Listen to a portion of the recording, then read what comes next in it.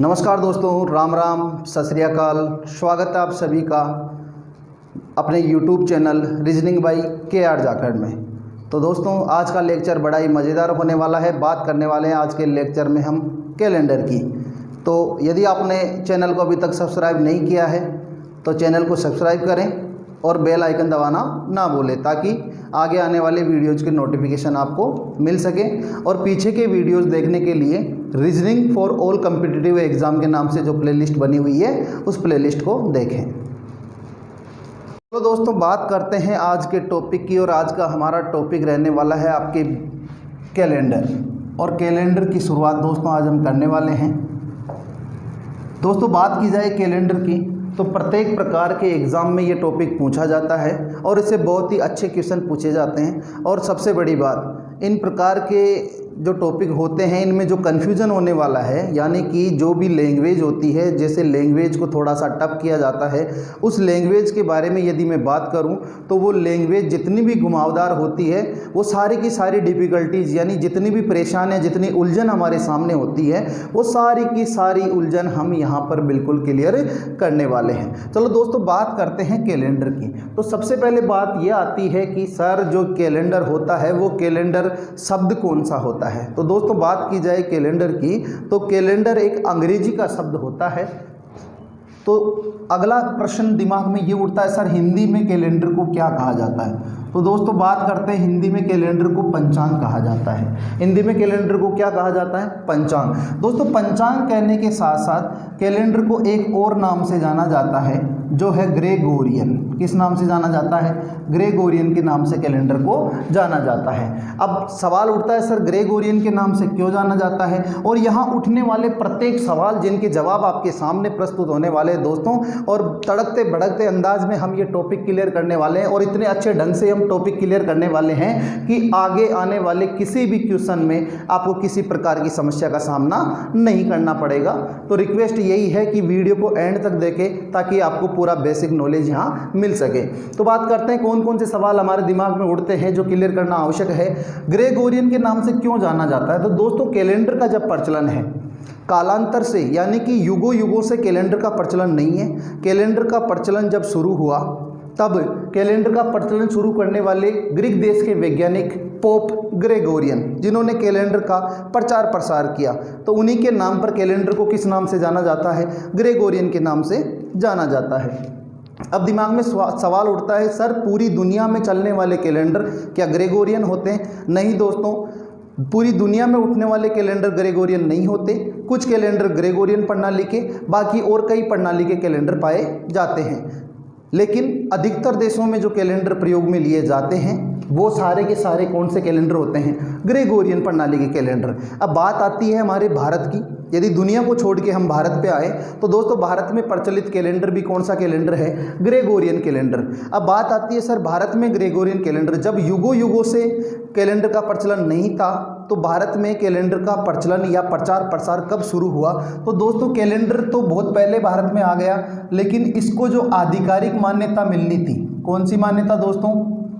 आधिकारिक मान्यता। आधिकारिक मान्यता का मतलब ये है कि जितने भी अधिकार में आने वाली वस्तुएं, अधिकार का मतलब सरकारी अधिकार में, यानी कि राजकार्य जितने भी हैं वो कैलेंडर के अनुसार कब शुरू हुए, उसी मान्यता को हम क्या कहते हैं? आधिकारिक मान्यता। और दोस्तों, आधिकारिक मान्यता मिली थी दिसंबर 1957 में।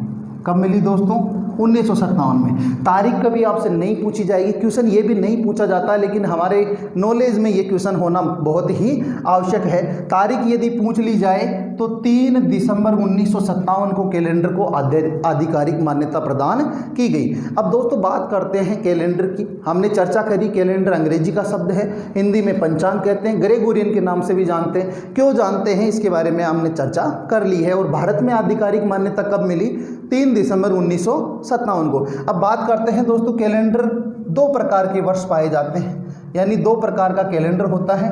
वो कौन कौन सा होता है उसके बारे में चर्चा करते हैं। आप सब लोग जानते होंगे, एक कैलेंडर होता है हिंदी का और एक कैलेंडर होता है अंग्रेजी का। एक हिंदी का कैलेंडर होता है, एक अंग्रेजी का कैलेंडर होता है। अब दोस्तों, आप सभी को पता होगा आप जानते हैं, छोटी कक्षाओं में पढ़ते आए हैं कि अंग्रेजी जो कैलेंडर होता है उसमें 2 प्रकार के वर्ष होते हैं। कितने प्रकार के? 2 प्रकार के। एक होता है आपके साधारण वर्ष और एक होता है लीप वर्ष। सब लोग अच्छे से ये जानते होंगे और ये भी जानते होंगे कि जो साधारण वर्ष होता है, साधारण वर्ष में 365 दिन और लीप वर्ष में 366 दिन पाए जाते हैं। महीनों की बात की जाए तो अंग्रेजी का जो कैलेंडर होता है उसमें कितने माह पाए जाते हैं? 12 माह पाए जाते हैं, जनवरी से लेकर दिसंबर तक। उम्मीद है ये बातें आप सबको पहले से पता होगी। अब दोस्तों बात करते हैं, सबसे पहले आप जहाँ भी कैलेंडर पढ़ने जाएंगे, जिस प्लेटफॉर्म पे भी आप कैलेंडर पढ़ रहे हैं, दोस्तों हिंदी कैलेंडर के बारे में जानकारी कहीं भी नहीं दी जाती, लेकिन बार बार कंपटीशन एग्ज़ाम में हिंदी कैलेंडर के बारे में क्वेश्चन पूछे जाते हैं। चलो दोस्तों बात करते हैं हिंदी के कैलेंडर के कितने प्रकार के वर्ष होते हैं। तो दोस्तों जिस प्रकार अंग्रेजी के 2 प्रकार के वर्ष होते हैं, उसी प्रकार हिंदी के भी 2 प्रकार के वर्ष होते हैं, साधारण वर्ष और लीप वर्ष। लेकिन दोस्तों बात की जाए दिनों की, तो इनमें दिनों की संख्या निश्चित नहीं होती, लेकिन एक सबसे बड़ी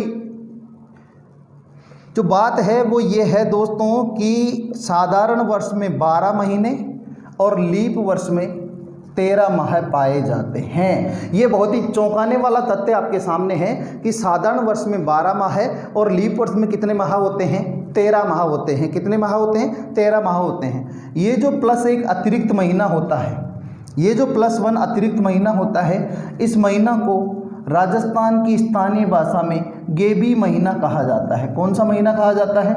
गेबी महीना कहा जाता है।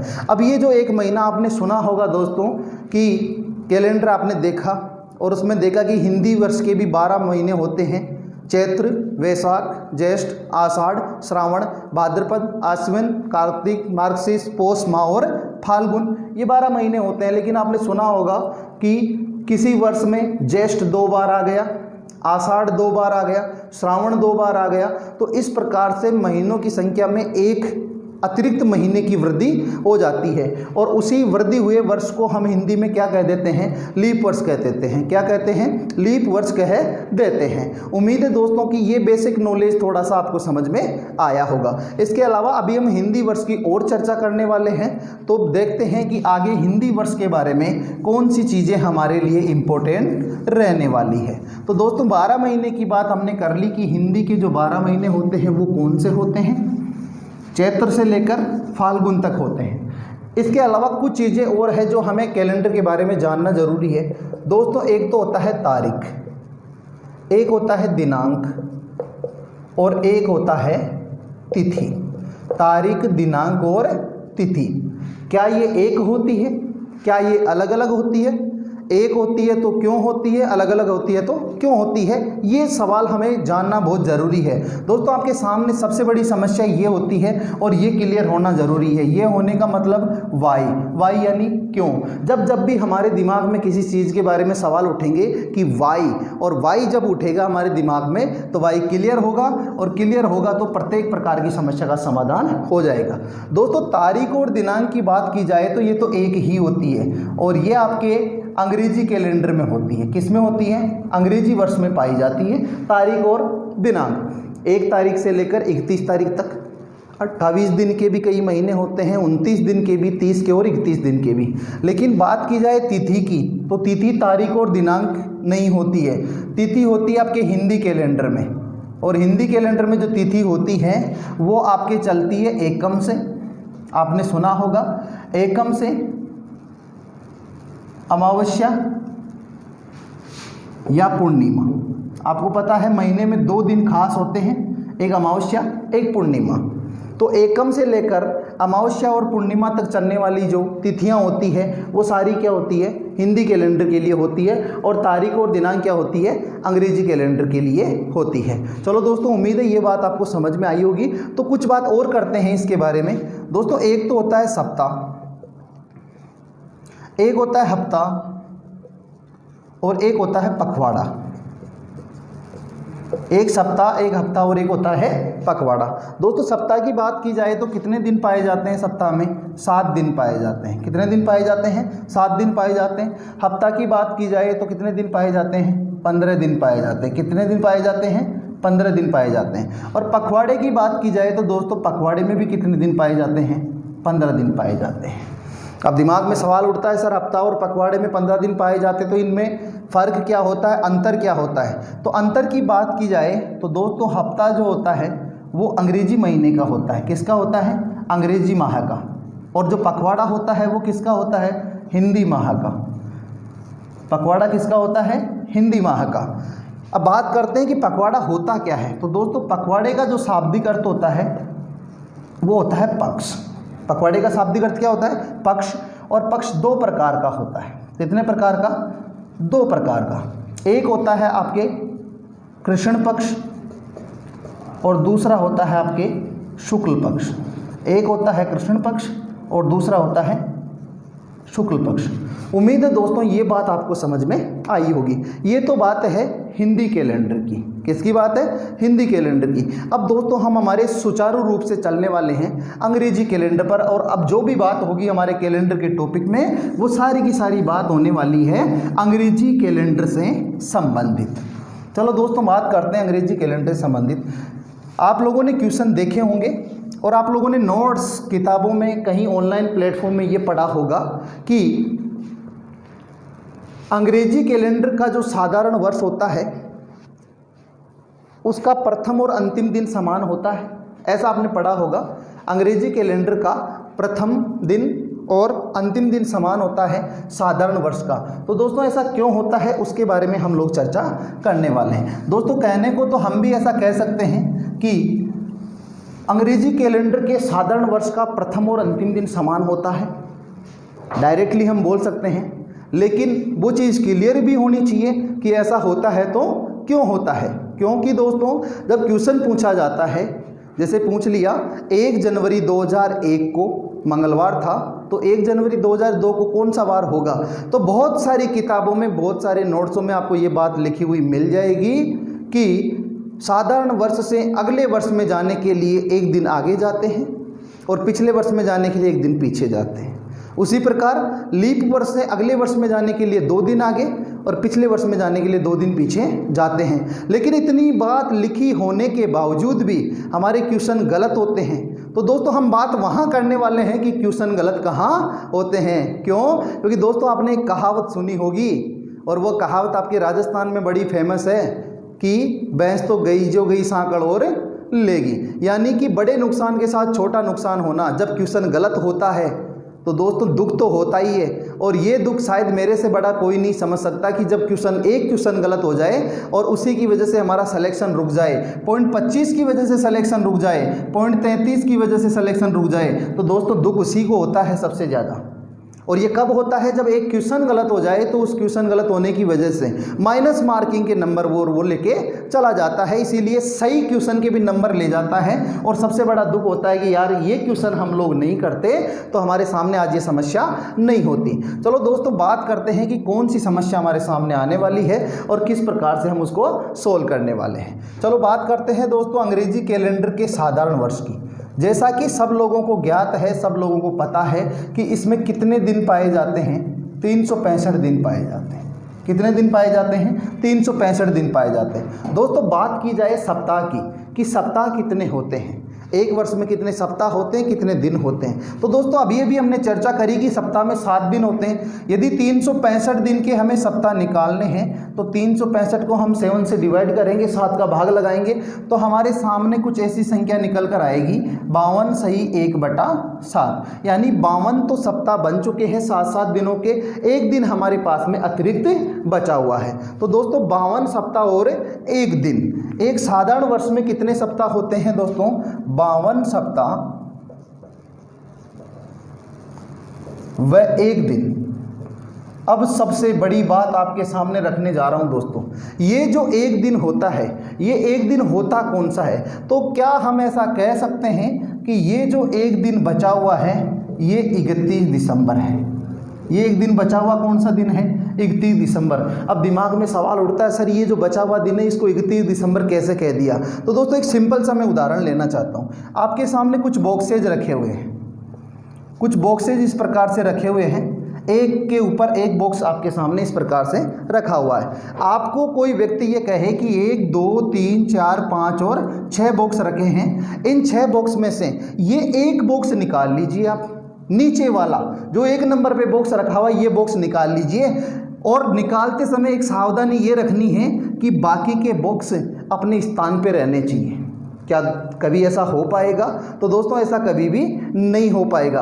क्यों नहीं हो पाएगा? क्योंकि जैसे ही नीचे वाले बॉक्स को हटाया जाएगा ऊपर वाले बॉक्स अपने आप एक एक स्थान नीचे आ जाएंगे। तो दोस्तों इस बात का आपको विशेष ध्यान रखना है कि एक दिन जो हुआ वो 31 दिसंबर क्यों हुआ। उसका कारण ये है कि जैसे हमने 1 जनवरी से कोई सप्ताह बनाना शुरू किया तो वो 7 जनवरी तक कंप्लीट हो गया। दूसरा सप्ताह हमने बनाना शुरू किया 8 तारीख से तो वो 14 तारीख तक बन के कंप्लीट हो गया। अब तीसरे सप्ताह की बात आई तो दोस्तों जाहिर सी बात है कि वो 15 तारीख से चालू होना है, लेकिन यदि 15 तारीख से चालू नहीं करके हम 16 से शुरू कर दें तो क्या वो सप्ताह बनेगा? हाँ, सप्ताह तो बन जाएगा, लेकिन इस 15 तारीख को हम बीच में नहीं छोड़ सकते। तो जो 52 सप्ताह हमारे पास पूरे पूरे बने और एक दिन जो बचा वो दिन कौन सा होगा? 31 दिसंबर ही हो सकता है, क्योंकि वो अंतिम दिन ही हो सकता है। क्यों? क्योंकि 52 सप्ताह जब भी हमने बनाए तो बीच में से किसी दिन को हम ड्रॉप नहीं कर सकते। चलो ये बात तो आपको समझ में आ गई। अच्छा एक बात बताइए दोस्तों, जब 52 सप्ताह पूरे हो गए तो उससे जो अगला दिन होगा, क्या इसके बारे में हम ऐसा कह सकते हैं कि ये 53वें सप्ताह का पहला दिन होगा? जो एक दिन बचा है वो क्या 53वें सप्ताह का पहला दिन होगा? तो आप कहेंगे जी सर बिल्कुल ऐसा ही होने वाला है, क्योंकि 52 सप्ताह पूरे हो गए तो अगला जो भी दिन बचा है वो 53वें सप्ताह का पहला दिन होने वाला है। चलो ये बात समझ में आ गई। तो अब हमारे सामने जो समस्या होने वाली थी उस समस्या का समाधान भी हो चुका है। दोस्तों बात करते हैं 1 जनवरी से। जनवरी महीने की बात हो रही है, 1 तारीख की बात करते हैं। क्या 7 दिन बाद में फिर से सप्ताह रिपीट होता है? तो आप कहेंगे जी सर बिल्कुल ऐसा ही होता है। तो 1 तारीख को जो वार होगा वही वार 8 तारीख को होगा? आप कहेंगे बिल्कुल। 1 तारीख को हमने कोई वार भी ले लिया, चलो सोमवार ले लिया, 1 तारीख को जो वार होगा वही 8 को होगा? आप कहेंगे जी सर बिल्कुल। इसमें फिर से 7 जोड़ेंगे तो क्या 15 तारीख को फिर से वही वार आएगा? आप कहेंगे बिल्कुल। 15 के बाद में फिर 22 को वही वार आएगा और 22 के बाद में 29 तारीख को भी वही वार आएगा। लेकिन एक चीज़ और सोचने लायक, वो क्या है? क्या 1 तारीख फर्स्ट वीक का फर्स्ट डे है? यानी क्या ये पहले सप्ताह का पहला दिन है? आप कहेंगे जी सर बिल्कुल पहले सप्ताह का पहला दिन है। और 2 तारीख जो है वो दूसरा दिन है। आगे की बात करें 8 तारीख, क्या ये दूसरे सप्ताह का पहला दिन है? इतनी बात यदि हमें समझ में आ गई तो बाकी की बातें आसान हो गई। कैसे? कि सर 7 दिन का एक सप्ताह बना, फिर अगले दिन से दूसरा सप्ताह शुरू हुआ, लेकिन वो दूसरे सप्ताह का पहला दिन होगा। तो दोस्तों जाहिर सी बात है कि ये तीसरे सप्ताह का पहला दिन होगा। 15 तारीख जो होगी वो तीसरे सप्ताह का पहला दिन होगा। यदि 15 तारीख तीसरे सप्ताह का पहला दिन है तो दोस्तों बात करी जाए 22 तारीख की, तो 22 तारीख को क्या होगा? चौथे सप्ताह का पहला दिन होगा। अब हमारे सामने एक बात समझ में निकल के आ रही है, वो क्या है कि पहले सप्ताह का पहला दिन, दूसरे सप्ताह का, यानी सप्ताह तो बदलता हुआ जा रहा है, लेकिन इसका जो पहला दिन है वो सभी का पहला दिन है। और सभी का पहला दिन है तो एक बात समझ में आई कि प्रत्येक सप्ताह का पहला दिन समान होता है, प्रत्येक सप्ताह का दूसरा दिन समान होता है, प्रत्येक सप्ताह का तीसरा दिन भी समान होता है। ये बात समझ में आई। तो दोस्तों क्या हम ऐसा कह सकते हैं कि एक साधारण वर्ष में 1 जनवरी बराबर 31 दिसंबर, क्या ऐसा हम कह सकते हैं? तो आप कहेंगे जी सर बिल्कुल कह सकते हैं। क्यों? क्योंकि 1 जनवरी फर्स्ट वीक का फर्स्ट डे है।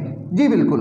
31 दिसंबर 53वें सप्ताह का पहला दिन, यानी कि ये 31 दिसंबर जो है ये 53वें वीक का फर्स्ट डे है, पहला दिन है। तो ये दोनों क्या होने वाले हैं? बराबर। क्यों? क्योंकि किसी भी वर्ष में जो भी सप्ताह हो उन सप्ताह के पहले दिन समान होंगे, दूसरे दिन भी समान होंगे और तीसरे दिन, चौथे, पाँचवें, छठवें और सातवें पूरे दिन आपस में क्या रहने वाले हैं, समान। तो ऐसा हम कह सकते हैं कि 1 जनवरी को आने वाला वार ही कब आएगा, 31 दिसंबर को आएगा। कब आएगा, 31 दिसंबर को। अब दोस्तों ये कहाँ काम में आने वाला है, कैसे काम में आने वाला है, देखिए दोस्तों क्वेश्चन पूछ लिया 1 जनवरी 2001 और 1 जनवरी 2001 को आपको दे दिया सोमवार। 1 जनवरी 2001 को क्या दे दिया, सोमवार दे दिया। और क्वेश्चन आपसे पूछ लिया 1 जनवरी 2002 को कौन सा वार होगा, ये क्वेश्चन आपसे पूछ लिया गया।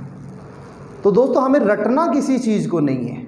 मैंने अभी तक के अनुभव से यही ज्ञात किया है कि जो चीज़ें आज दिन तक हमने रटी है वो हम भूल चुके हैं, लेकिन जिन चीज़ों को हमने सीखा है वो आज दिन तक कभी भी नहीं भूल पाए हैं। और सीखने वाली चीज़ें तभी कहा जाता है, जब हम कक्षाओं में पढ़ते थे कि प्रत्येक चीज़ को लिख के याद करो, वो इसीलिए कहते थे, उन्हें मज़ा नहीं आता था हमें बार बार लिखवाने में, लेकिन वो इसीलिए कहते थे ताकि वो हमारी प्रैक्टिस में आए, प्रैक्टिकल हो जाए।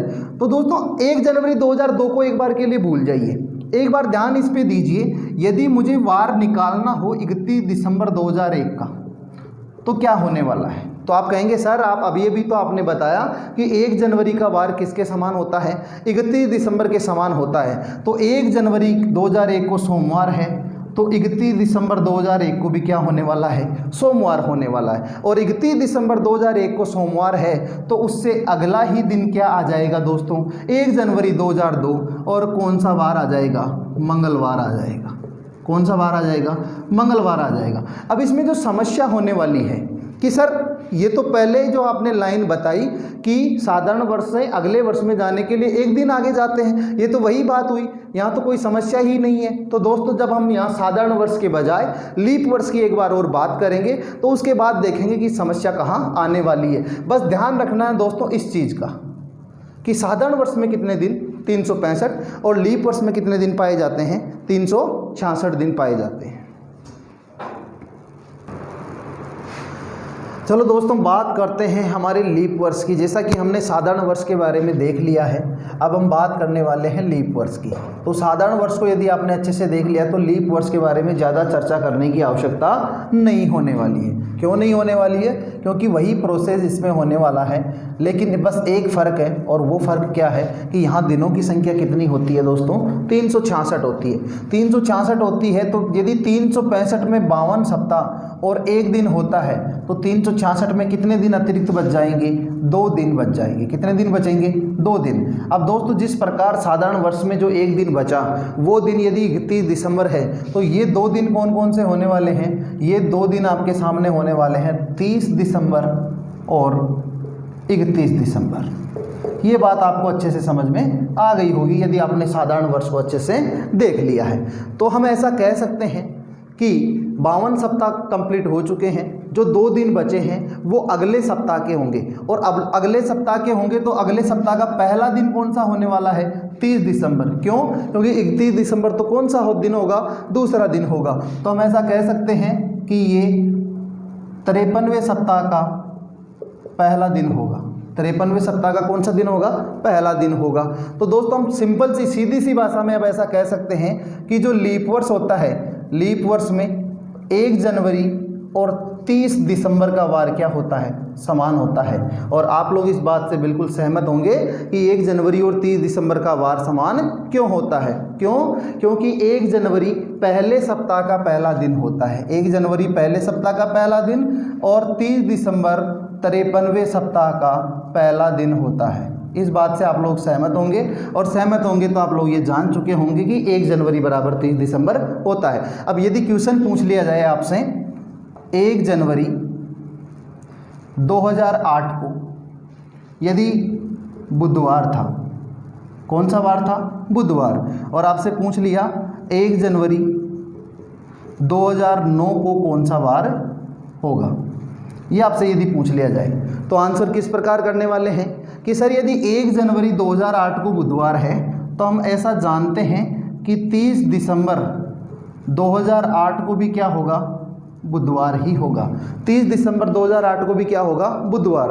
तो 1 जनवरी 2009 तक पहुंचने के लिए हमें कितने दिन और चलना पड़ेगा? 2 दिन चलना पड़ेगा। कितने दिन चलना पड़ेगा? 2 दिन।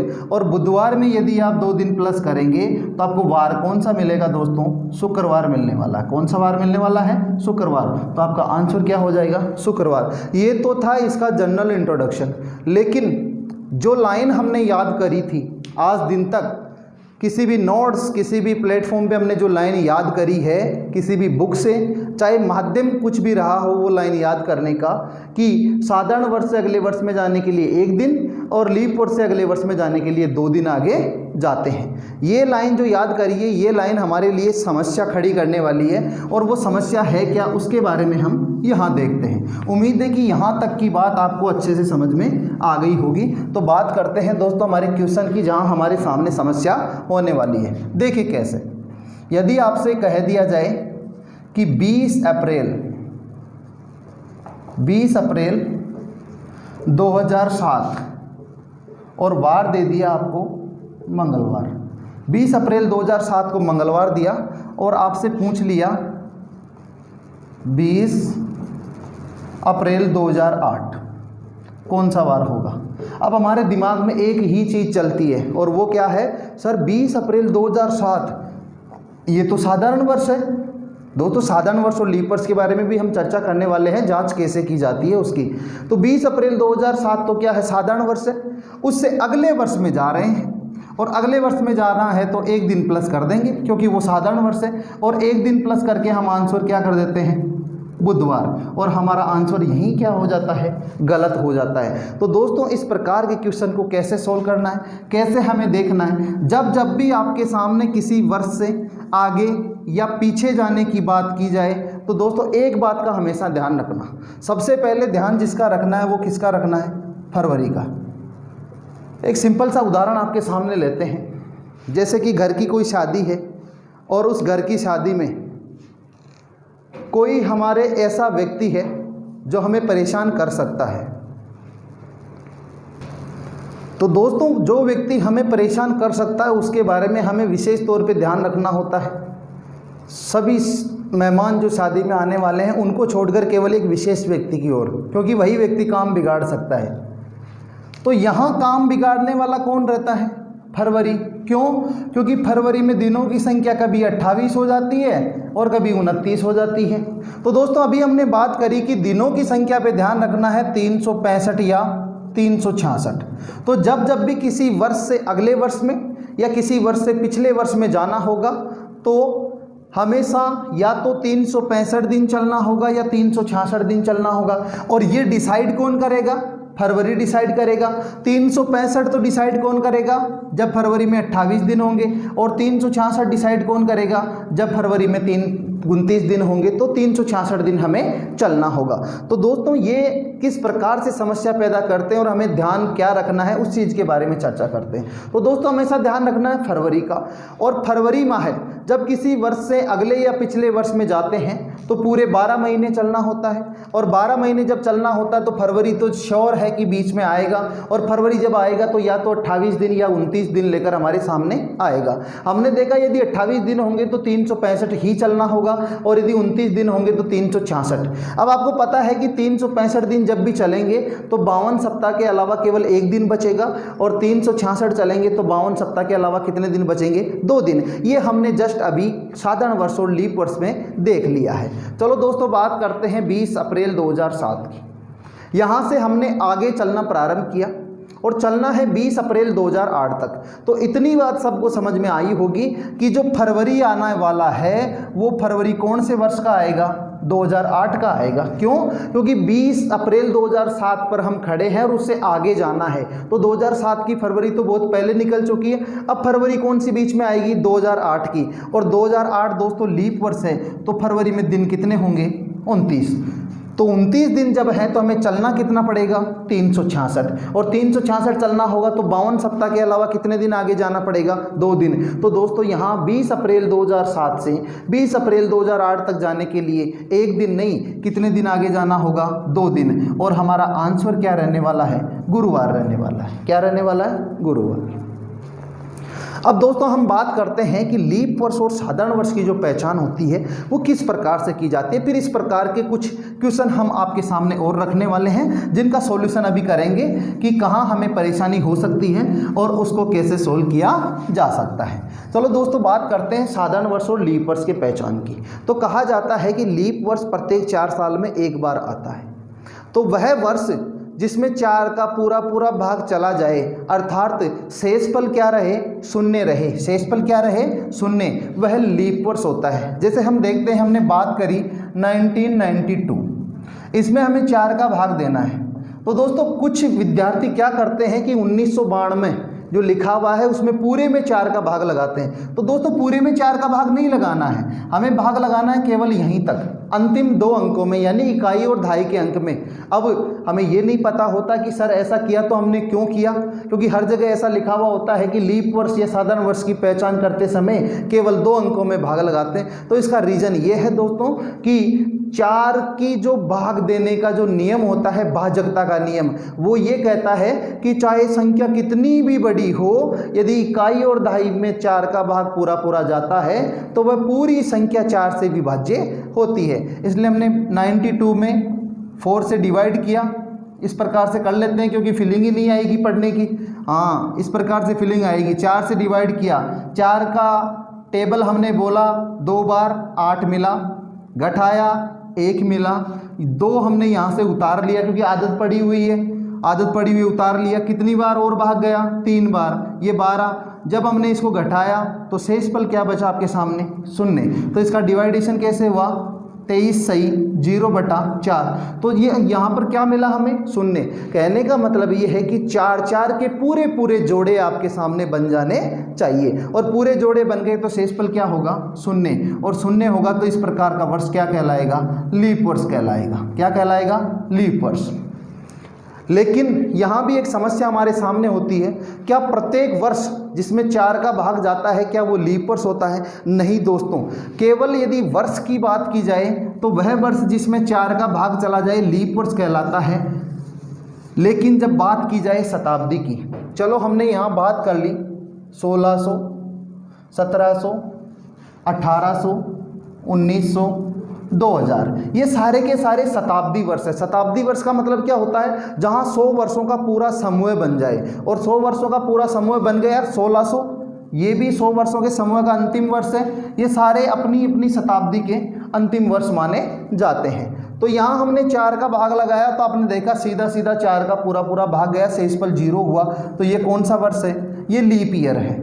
1700 में अब हम क्या करते हैं, सर 17 है, भाग नहीं जाएगा 4 का। ऐसा नहीं है दोस्तों, वह संख्या जिसमें इकाई और दहाई का अंक 0 हो, चाहे वो कोई सी भी संख्या है, 4, 6, 5, 2, 8, 1, 9, कितनी भी बड़ी संख्या है, यदि इकाई और दहाई का अंक 0 है तो वह संख्या 1, 2, 4, 5, 10, 20, 25, 50 और 100 उन सब से पूरी पूरी बार डिवाइडेबल होती है, यानी कि वो पूरी पूरी बार भाज्य संख्या होती है जिसमें 4 का पूरा पूरा भाग जाता है। तो भाग तो सभी में 4 का जाता है, तो क्या सारे के सारे शताब्दी वर्ष लीप वर्ष होते हैं? नहीं दोस्तों, लीप वर्ष की बात की जाए तो जिस प्रकार साधारण वर्ष और लीप वर्ष होता है उस प्रकार आपके पास साधारण शताब्दी और लीप शताब्दी भी होती है। तो वह वर्ष जो लीप शताब्दी है वही लीप वर्ष होगा, वह वर्ष जो साधारण शताब्दी है वो लीप वर्ष नहीं होगा। जो लीप शताब्दी होगी वही लीप वर्ष होगा। और लीप शताब्दी चेक करने के लिए क्या करना होगा, यहाँ दोस्तों भाग 4 का नहीं, किसका लगाना होगा, 400 का। अब 400 का भाग हमने 1700 में लगाया तो 4 बार तो गया, लेकिन 100 शेषफल बचा। तो ये कौन सा ईयर है दोस्तों, ये सिंपल ईयर है। 1800 में भी 400 का भाग पूरा पूरा नहीं जाता, तो कौन सा ईयर है, सिंपल ईयर। 1900 में भी 400 का पूरा पूरा भाग नहीं जाता क्योंकि 300 शेषफल होता है, तो ये सिंपल ईयर है। और 2000 में 400 का भाग पूरा पूरा जाता है, तो ये कौन सा ईयर है, लीप ईयर। तो दोस्तों हमेशा ध्यान रखना, जब शताब्दी की बात हो, और शताब्दी का पता कैसे चलेगा, जिसमें इकाई और दहाई का अंक 0 होगा वो शताब्दी वर्ष होगा। और शताब्दी वर्ष में जो शताब्दी लीप शताब्दी होगी वही लीप वर्ष होगा, अन्यथा जो साधारण शताब्दी होगी जिसमें 400 का पूरा भाग नहीं जाएगा वो साधारण वर्ष ही कहलाएगा। उम्मीद है दोस्तों ये बात आपको अच्छे से समझ में आ गई होगी। और ये बात समझ में आ गई तो हम बात करते हैं दोस्तों हमारे क्वेश्चन की। चलो, हमारा क्वेश्चन कुछ इस प्रकार से रहने वाला है कि जब 1 दिन और 2 दिन आगे जाने की बात होती है तो वह लाइन हमें याद नहीं रखनी है जो आज दिन तक हमें बताई गई है। जैसे हम बात करते हैं यहाँ 17 जनवरी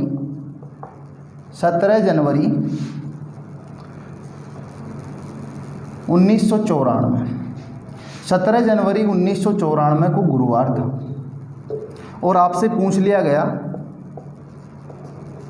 17 जनवरी 1993 कौन सा वार होने वाला है। तो आप कहेंगे सर 1994 साधारण वर्ष है, इससे पीछे जाएंगे साधारण वर्ष ही आएगा।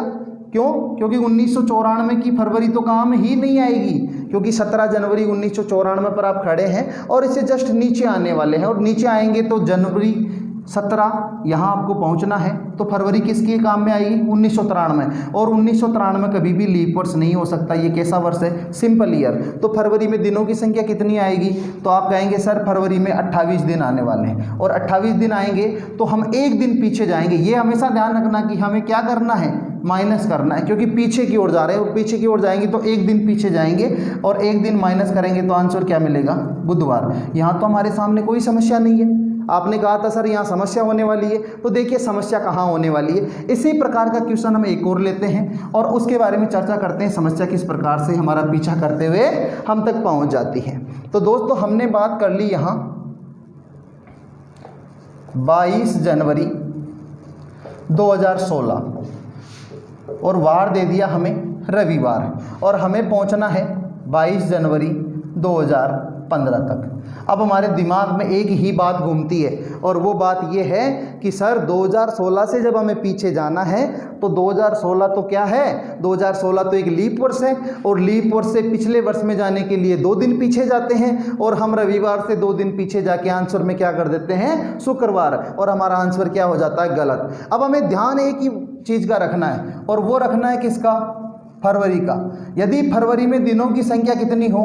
28, तो हमें कितने दिन आगे या कितने दिन पीछे जाना है? 1 दिन। और यदि इसी फरवरी में दिनों की संख्या कितनी आ जाए? 29, तो हमें 2 दिन आगे या 2 दिन पीछे। आगे तो कब जाना है? जब किसी वर्ष से अगले वर्ष में जाना हो, और पीछे कब जाना है? जब किसी वर्ष में से पिछले वर्ष में जाना हो। अब हमें यहाँ जाना है पिछले वर्ष में, तो जाहिर सी बात है यहाँ माइनस होने वाला है, चाहे 1 हो चाहे 2 हो वो माइनस होगा, यहाँ प्लस नहीं होगा, क्योंकि 2016 से 2015 पे आना है, घटते हुए क्रम में हमें चलना है। अब हमें देखना है कि जो फरवरी काम में आ रही है, क्योंकि पूरे 12 महीने तो हमें चलने हैं, इन 12 महीनों में जो फरवरी काम में आई उसमें दिनों की संख्या 28 है या फिर 29 है, ये हमें डिसाइड करना है। और ये डिसाइड होगा तो यही डिसाइड करेगा कि हमें 1 दिन पीछे जाना है या 2 दिन पीछे जाना है। अब आपने देखा सर ये तो लीप वर्ष है, लेकिन हम लीप वर्ष में 22 जनवरी 2016 पे खड़े हैं और इससे पीछे आ रहे हैं, तो क्या 2016 की फरवरी पे कभी पहुंच पाएंगे? आप कहेंगे जी सर नहीं पहुंच पाएंगे। तो 22 जनवरी 2015 तक जब आएंगे आगे से चलते हुए पीछे की ओर, तो फरवरी तो 2015 की काम में आएगी, और 2015 में तो साधारण वर्ष है और दिनों की संख्या 28 होगी, और 28 होगी तो दोस्तों हमें 2 दिन पीछे नहीं, कितना दिन पीछे? 1 दिन। और 1 दिन जब यहाँ पीछे जाएंगे तो वार कौन सा मिलने वाला है आपको? शनिवार मिलने वाला है। कौन सा वार मिलने वाला है? शनिवार मिलने वाला है। उम्मीद है कि दोस्तों ये बात आपको समझ में आई होगी। चलो आज के इसी ज्ञान में हम एक सिंपल सी बात और करते हैं, और वो सिंपल बात क्या है दोस्तों? साधारण वर्ष और लीप वर्ष की पहचान करने के लिए जो हम 4 का डिवाइड करते हैं वो कभी कभार डिवाइड करने की आवश्यकता नहीं होती। कुछ वर्ष ऐसे होते हैं जिनको आसानी से पहचान लिया जाता है, और वो वर्ष है कौन से? जैसे बात कर ली 2017, 1991, 1877, इस प्रकार के जो वर्ष हमने बात करी, इनमें समानता क्या है कि जो इकाई का अंक है, सबसे पहले लीप वर्ष और साधारण वर्ष के बारे में जानने के लिए हमें इकाई के अंक की ओर ध्यान देना है। और इकाई के अंक की ओर ध्यान क्यों देना है? क्योंकि आपको पता है कि हम लीप वर्ष से करने के लिए भाग किसका लगाते हैं? 4 का लगाते हैं, और 4 एक सम संख्या है, और 4 जब एक सम संख्या है तो सम संख्या का किसी भी संख्या में यदि भाग लगाएंगे और यदि वो पूरा पूरा भाग जाता है तो वह संख्या भी सम संख्या होनी चाहिए, अन्यथा किसी सम संख्या का पूरा पूरा भाग नहीं जाता। छोटा सा एक उदाहरण लेते हैं। हमने यहाँ लिया 8 और भाग लगाया 2 का भाग पूरा पूरा चला गया और शेषफल 0 बचा, क्योंकि यहाँ सम संख्या थी। यदि यही हमारे सामने होता 9 और फिर 2 का भाग लगाते तो क्या भाग पूरा पूरा जाता? नहीं, शेषफल क्या होता? 1। तो क्या ये कभी भी विषम संख्या वाला वर्ष जिसका इकाई अंक विषम संख्या है वो कभी लीप वर्ष हो पाएगा? नहीं हो पाएगा। दोस्तों विषम संख्या में ये प्रभाव नहीं पड़ता। जैसे हमने लिया 12, ये एक सम संख्या है, इसमें 4 का भाग भी जाएगा, 2 का भी जाएगा, 6 का भी जाएगा, इसके साथ साथ इसमें 3 का भाग भी जाएगा। तो 3 तो एक विषम संख्या है। तो विषम संख्या का तो चाहे विषम हो चाहे सम हो उसमें पूरा पूरा भाग जा सकता है, लेकिन सम संख्या का भाग लगाना है तो इकाई का अंक सम संख्या ही होना चाहिए, तभी वो संख्या पूरी सम संख्या होगी, अन्यथा पूरा पूरा भाग नहीं जाएगा। तो 2015 हमारे पास में यहाँ था, इकाई का अंक देखा तो क्या मिला हमें? ओड मिला। क्या मिला? ओड, यानी विषम संख्या मिला। और यदि विषम मिला है तो ये कभी भी लीप वर्ष नहीं हो सकता। तो दोस्तों आज हमने देखा है कैलेंडर का बेसिक। कल हम बात करेंगे अगले लेक्चर में इसके क्वेश्चंस की, कैलेंडर के कोड की। तो अंत में जाते जाते आपसे मेरा यही निवेदन है कि अच्छे से आप पढ़ते रहें, आपके सामने रेगुलर क्लासेज आपको मिलती रहेगी। आपने देखा कि आज का टॉपिक हमने कैलेंडर के बेसिक ज्ञान के बारे में देखा है और आगे लेक्चर में हम इसके क्वेश्चंस की बात करने वाले हैं। और अंत में आप लोगों से यही निवेदन है कि वीडियो को लाइक करें, अधिक से अधिक अपने दोस्तों के साथ में शेयर करें और चैनल को सब्सक्राइब करके बेल आइकन दबाना ना भूलें और पीछे के वीडियोज़ प्लेलिस्ट में ज़रूर देखें। धन्यवाद। राम राम, नमस्कार।